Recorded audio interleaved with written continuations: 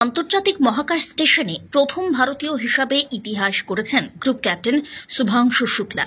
বর্তমানে নাসার এক্সিয়াম 4 মিশনে আইএসএ রয়েছেন তিনি। টানা 2 সপ্তাহ মহাকাশে কাটিয়েছেন শুভাংশু। এই সময় তিনি 230 বার সূর্যোদয় দেখেছেন বলে জানিয়েছেন এক্সিয়াম স্পেস। কারণ পৃথিবীর 403 কিলোমিটার উপরে থাকা আইএসএস দিনে 16 বার সূর্যোদয় দেখে।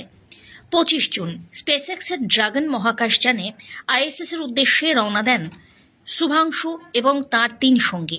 নাসা জানিয়েছে 14 জুলাই আইএসএস থেকে তাঁদের মহাকাশযান বিচ্ছিন্ন হবে।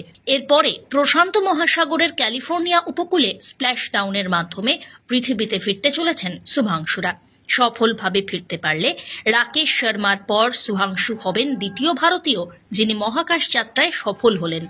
এই অভিযানের মাধ্যমে ভারতের মহাকাশ গবেষণায় আরও বড় দিগন্ত খুলে যাবে বলেও আশা করা হচ্ছে। Bureau report.